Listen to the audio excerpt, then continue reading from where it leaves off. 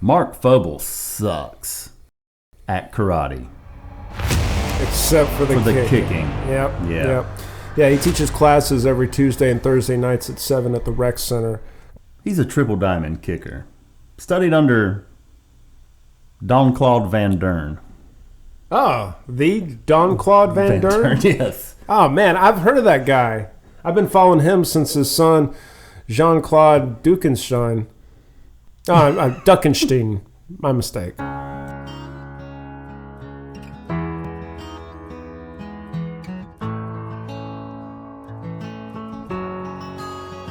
Yeah.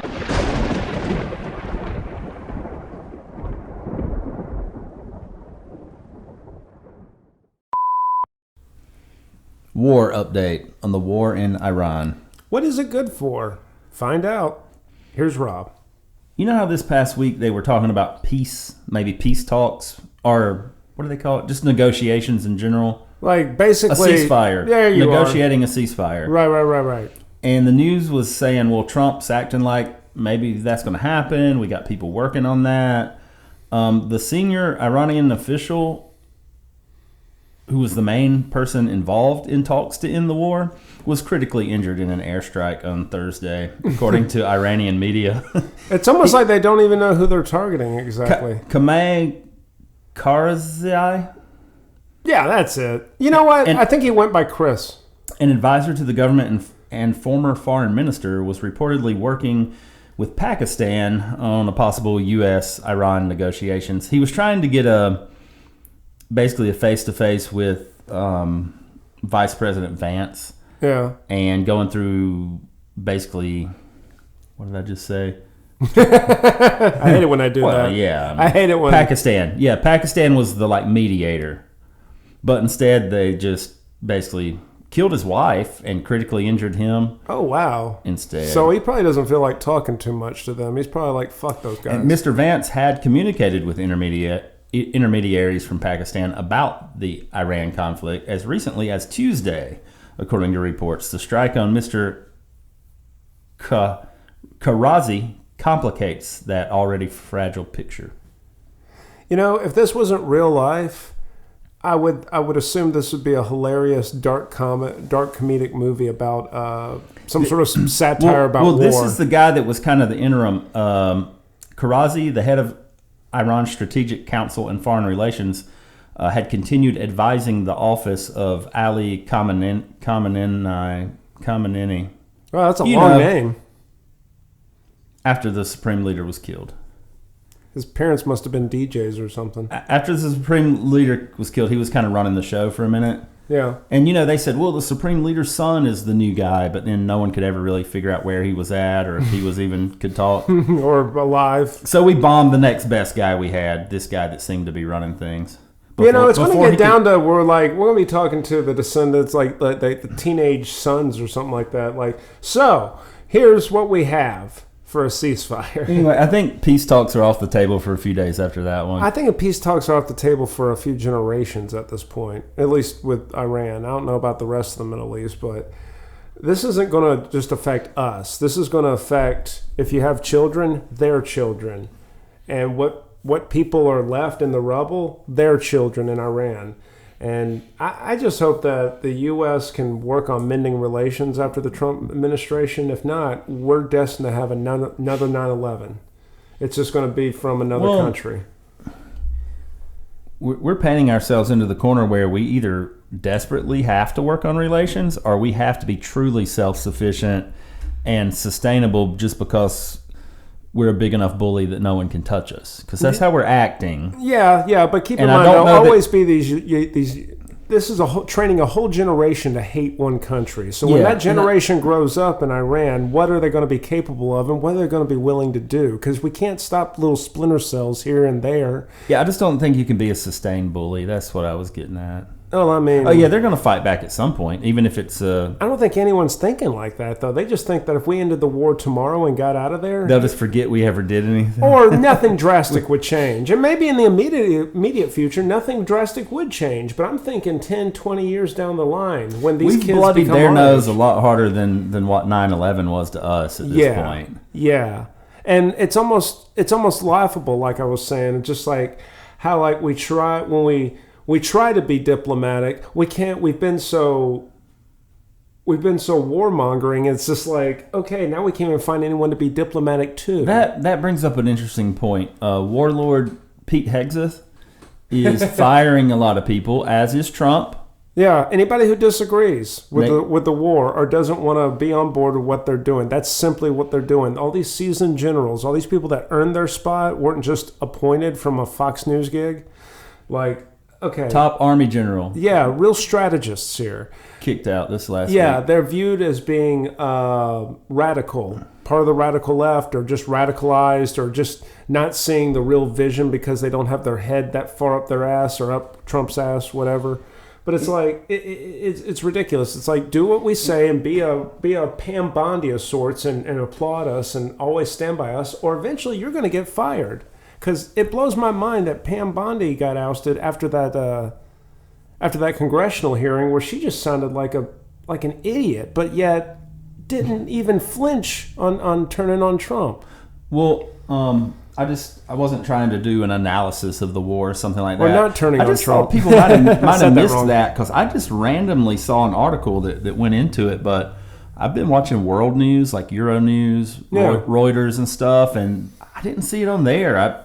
I don't know why that wouldn't have made the news cycle, but yeah, we chopped down another level of their leadership. Like, it's getting younger and younger as we speak. Yeah, whoever rises to the top over there, they're getting a bomb in their house. You know, and just to play devil's advocate, what is the strategy of this, the military strategy of doing this? Well, again, I don't have an analysis.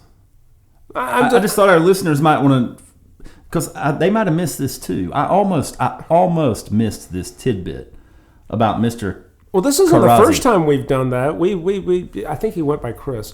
Well, I know, but he was the one that was trying to orchestrate a ceasefire from their side, or a negotiator. Right. He was going to negotiate. He wanted peace. Well, maybe. Iran's been pretty shitty about that in the past. Anybody who's willing to come forward to at least talk first, I think they're worth hearing out. I mean, obviously, if things go sour, they go sour, but at least he's not coming out swinging. When Iran makes a deal, historically, since I've been paying attention, they break it. It's not too solid of a deal.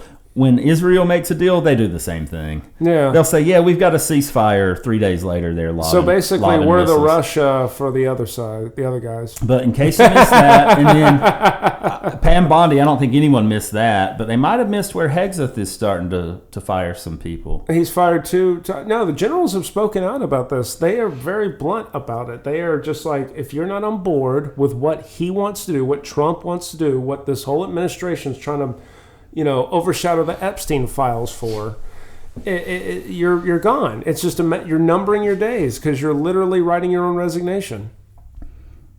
Yeah, they don't need, I guess.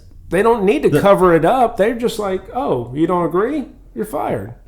They don't need a HR reason, okay? It's actually easier to get fired for not agreeing with Trump than it is employees that don't do their job. How ironic is that? It's just like, here's someone who's seasoned or whatever, and I've earned my spot, and I can get fired from this position for simply doing my job and exercising my expertise. Yet if I was working at, I don't know, an Ingles, I'd still have my job for not even pushing a broom when I'm supposed to. Like, damn, how the hell do they have job security and these guys don't? You know what I mean? There's obviously, I'm not dissing anybody working at a grocery store or anywhere, any retail or anything like that. It's just the fact that, wow, these are military strategists. They are very important on a defensive front for our civil society. They're pretty important. I don't know all the details about this particular firing, but you're making me think of something that happened this week that I caught wind of. Have I ever talked about my HOA president, or he became the president just to spite me, to try to... Donald Trump was your HOA guy? No. Oh, I missed. Sorry. He wanted my roommates to stop parking in the street, but I had a unique lot where there were no houses across from mine, and it's not like we were cluttering the street. Like it wasn't affecting anyone's parking. No, I get the formality of it, but was it like a technicality it was trying to get you on? Like, well, it's the rules here that it says right here, Robert, even though you're obviously not doing anything to impede on the point of us making this policy. I actually know all the details of how all of that went down. Yeah. The first time I ever met the guy, he walks over and he says, "This truck is an eyesore." First words out of his mouth. That's weird. I usually say hi. That truck was an overhead door company truck that my roommate had. And was it made out of overhead doors? That thing was there before his foundation to his house was even poured. That truck had been there long before he was. Ooh. Anyway, we had some stuff, but that guy got fired from his regular job this week. And to your point, they had to build a really big file on him to even try to justify it. Yeah. And that's all, because I just heard third party or through the grapevine, but and then I'm not saying these high classified jobs, these it's just with so much experience and tenure and accomplishments under your belt in the sector you're operating in, I would like to think you would need literally a federal case to lose your job as easily as these generals have. You know, these people who have, you could argue, God forbid, earned their spot. Apparently there's no review. They're just out. Yeah. It's literally like The Apprentice. You're fired. You're fired. I bet he still does that. You know he does. He probably has everyone standing around him like, you stand there. No, over there. That's better. Yeah. Okay, now have him come in. And that's bombing the next layer of leadership. I like how you recap these things. Thanks. You're welcome.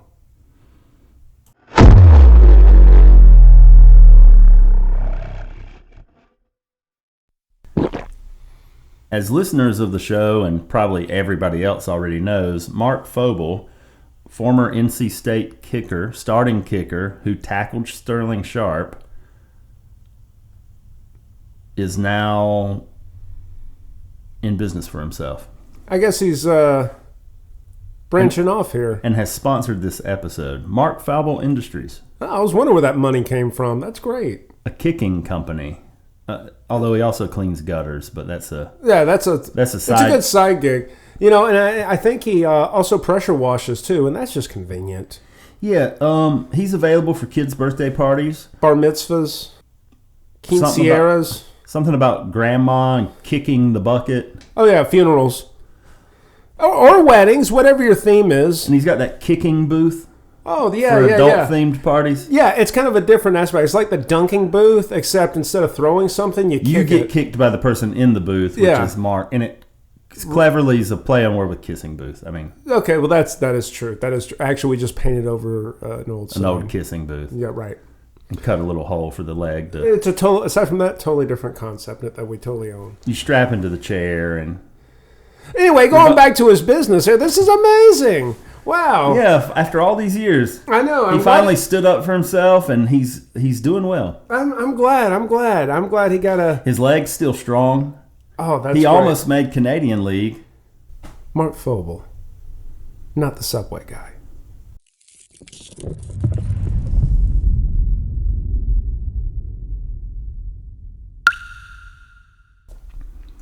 For those that listen to our episode, Janitor Lady, I want to set something straight, the record straight on something. Todd was trying to rage bait me with the knocking on the door, a courtesy knock on the door.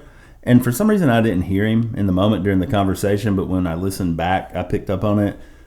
Todd, do not knock on the door. Gently test the handle and see if it's locked. Don't ram it. Don't knock on the door. Are you serious? Yeah. What are you housekeeping or whatever you want to fucking say? People usually knock on the door, then jam the shit out of the handle.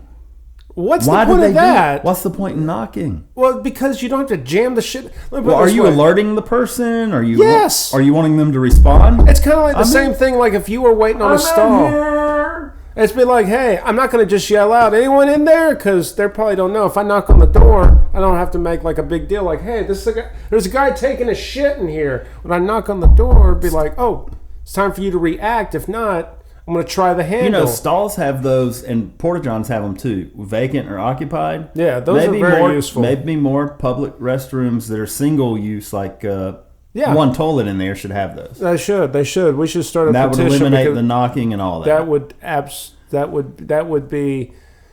I'm just not a fan of... that's like a pet peeve of mine because the knock's useless. Well, not if you're... okay, for a deaf crapper, you're right. It may let the person know... like someone urgently needs in, or well, you're just checking. It's a courtesy knock. It's not like a cop knock. Anyway, just to clear the air, last episode Todd said it was standard to knock, or that it was a courtesy, and I strongly disagree. Okay, well, I'm just saying, at the Staunton Medical Unit Center of Hospitals in Staunton, Central Staunton, that's what managers for the EV techs do. They do the courtesy knock. That's what I was taught. By policy. That's what I was taught. I don't know if they had a book on it or what. And that's clearing the air. Yeah, I was that for 17 days. That job sucked.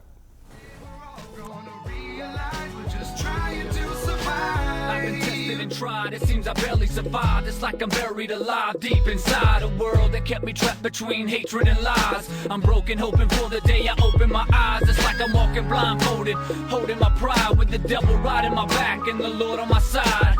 I live my life on the edge of the line, trying to make it to the top of this mountain I climb. Down a long dark road where the sun don't shine, and I'm just trying to find a little bit of peace of mind. But through it all, this is where I stand. It's where I've been. It makes me who I am. I am and I am. Driving down that long dark road where the sun don't shine, looking for some peace of mind.